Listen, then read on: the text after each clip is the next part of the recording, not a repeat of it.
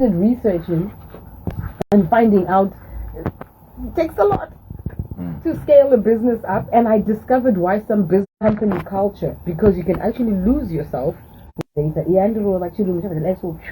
Of which obviously that's why you're here, and then stay adaptable. And I remember you once spoke about this, like, if you don't want to be extinct, adapt. The story that I remember you told us was about the Nokia one. Yeah. Like Nokia could be as big as Apple, but it's not, because they refuse. And then you have to plan for the scalability. You have to plan and check, am I scalable, or should I just maintain and be where I am? Yeah. So I'm going to leave this time to you to take us through the whole process of scaling up, and I'll start off by asking, what are the most effective ways to scale a business, like as basic as the businesses that we have here in Zim, whether they're in electronics, they're in motor mechanics, they're in whatever, like the common normal businesses.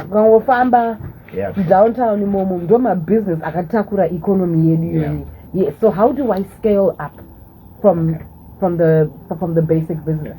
Right. So thanks for that, Becky. And big shout out to all the pulses.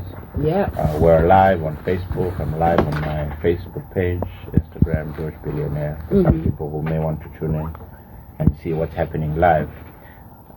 Scaling up is important, but it is not the most important thing. Yeah. Because with businesses nowadays, the most important thing is to stay afloat, and at times the pressure to grow may not be the best thing at the current time, because you need to be able to have a better, easier way, whether it's insurance, service, a bill. You don't need to necessarily go there anymore because there's convenience. So you need to do a self-retrospect with your organization and your business to be able to say, what is it which is convenient, which brings convenience to people, that can actually help us to maximize our sales. Right. And if you look at food outlets, there's now dial-a delivery, where you can order your food and it's delivered to your doorstep. You can buy clothes online. Yep. You can buy a car and it can be delivered to your doorstep. You can basically do anything. You can buy hair. You can have somebody come and give you a massage at home, do your nails and anything.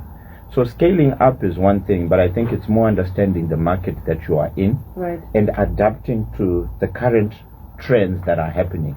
Because opening up a shop, look at it this way, Becky K, only blue chip companies and well-established companies are able to grow branches, right? But for most of the people who are listening, who are mainly startups or SMEs, right, you need to see, okay, I am where I'm at. How can I better be visible nationwide, continent-wise, worldwide, to be able to provide a product and service? So I'm recently in touch with some guys who are in China. They don't have a branch in Africa, right? But they provide a solution with what they have across there, and they're providing me a solution without having a branch here. So if you look at how the world has opened up, especially the internet, it's created such a huge gateway of, we come up with an app, we come get back to people.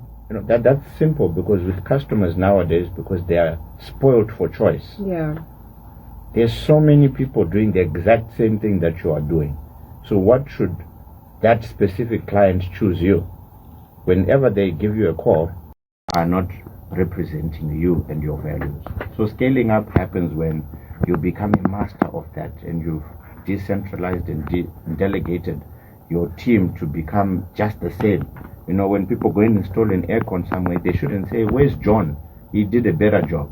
Yeah, your team needs to be exactly the same. So it's important that you focus on becoming effective first before you want to become somebody who scales up. Otherwise, one failed job can really affect your reputation that you've built for many years. The George Billionaire on Hustle Hard, 0719-100-404 is the WhatsApp number. We're taking an ad break. When we come back, we go through the questions that the listeners are sending. It's back again. Keep it here, keep it here. Hey everybody, Becky K, thank you so much for tuning in. We are on Hustle Hard every Monday from 20 past 12 to about 1 o'clock, George Billionaire comes through and he talks about all things business, or just to keep your head in the game and making sure that you don't give up. He comes through to provoke, to inspire, and to equip you to make sure that you don't give up on the business. So today we're talking about how to scale up your business, if it is necessary, if you should be doing it. And he just said something so profound. He said you should actually be focusing on self-mastery. Stop this competition thing and focus on how to master you, yourself, your own identity. Whom are you before you start looking at everybody else? So the ad break is almost done. We're going back into the interview. Promotion runs till 28 August 2025. Eagle Cash. Live life the Eagle Cash way. Holla holla, it's your boy John Billionaire. You're listening to Becky K in the building on the ones and yours truly, Becky K. Right, we are back with George Billionaire, and your messages are coming through. Thank you so much, Pulses, for the responses and for the questions that you are sending. George, hire family members because or am I hiring from outside? Wow, great question. Yeah. And we've spoken about this before. If you're really wanting to scale up and grow your business, sometimes family may become very familiar at a certain level because they know you. When they come in, understand this, and most people will say this, it's not 100% of the time. Most family members you rope into the organization will at some place and time become complacent, and because they've been in the organization for a long time, right. They won't take instructions from you like somebody who does not know you. So are you saying no matter how strict you are to them, they will still be complacent? In some instances, I've got some friends who work well with their sekuru, their uncle, their cousin, their sister. And as long as there's that protocol and level of respect, it's great. Because they are not going to be afraid of firing them because they're family. If you have that policy and you're that person, who you're not going to be shy of going to family functions because you fired Becky, your brother, sister, it has to be work is work. So for me, I wouldn't highly recommend that unless you've got a strict stance, because family becomes very familiar. It's always good to recruit people based on their qualifications, on what you want to achieve. Because one thing about scaling up, one thing about having a successful business, which we've seen with some of the greatest business people around the world, they recruit somebody who is an executor of tasks, of goals. But with people who, in an organization, I can ask anybody who's listening right now, if you have a sales team or a department, you know who your weakest link is in that organization. If there were 10 people asked right now where you are, who is the weakest link? I'm always one who's prone to say, don't keep a bad apple in a team, because that bad apple will affect the productivity of people who want to do things. So if I come in your organization, I will definitely say, no, John is not good for you. He's going to slow your organization down. So for me, I'm one who recruits not on numbers, but on how people can execute. It's not about having a sales team of 10 people. You can have 2 people who are able to execute what those 10 that are not as productive can. So for me, I'm not one who highly recommends recruiting family unless they are well, executors in what they're doing. But for me, it's a no-no based on the, past experiences that I've had. Friends and family, not good. You won't get people who do and reach the level you want to do, especially if you want to scale up. But if you get people who, you remunerate well, you train well, and they're executors, those people will help the business grow. And I think we've seen that with most of these businesses that great entrepreneurs here in the country in Africa have started. They've left people to run those, and they're running them well because they're not related, but they are executors, and they follow exactly what you want to do and get it done. I think you actually answered the next question, which was, what is it that you look for when you are recruiting staff, and great executors is what you should be. For me, Becky, I'm not one who necessarily looks at your qualifications. No, I'm not one. I'm one who looks for Don't you want to know if I can do the job? And whenever I do interviews or when I look at people, I look at sheer zeal, ambition, how hungry they are. If they tell me, George, if you let me do this, I will do this. And I like that. I don't like people who talk too much. I want people who are action-oriented.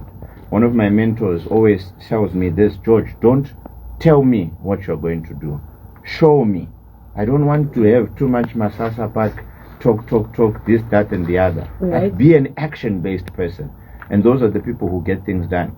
So whether you have a sales team or people who are wanting to do things, the ones who act are the ones who get results done. The ones who talk and say, I don't know what next week we'll do, those ones. I'm not saying fire them, please, but have a serious chat with them so that they can act more and begin to produce results. Absolutely. Lawrence, who was looking forward to Uncle Billy coming through, and hi Becky, hi Capi Talk. I'm looking forward to Uncle Billionaire and wise topic there that you have actually spoken of. But Iminia Angu family is the best to work with in times when they will, because they will go a long way and they'll go out of their way more than those paid mates, especially immediate family. So he says, no, only for me, immediate family, because they know what's happening. They won't act fine. That's good, but experience will tell you this. Time will tell. Remember, if you're scaling up and growing, time will tell. And you'll understand what I'm saying from experience, right. Especially from the large number of mentors I have who did that once upon a time. Also, you actually saw. I saw it. I've been advised not to, and it's one of those. So, but I mean, if it's working for you, great. Like I said, it's not most of the time, but you will find out of 10 people, a large number will say, I would not want to work with family because as we grew, they felt entitled. Yeah. They felt you can't buy another car before. No, that's family for you. They come in hungry, looking up to you, but when you get to a certain level, you'll begin to see now there's a very high level of disrespect. Right. And, they can sabotage the business and not make it scale up the way you want it to. All right. With the time that we have left is exactly a minute. What's the information that we should go home with in terms of, I'm in business or I want to start a business? What's the one thing that I'm grabbing from everything that we've just said today? To me, as always, I'm a messenger of truth, and the truth is this.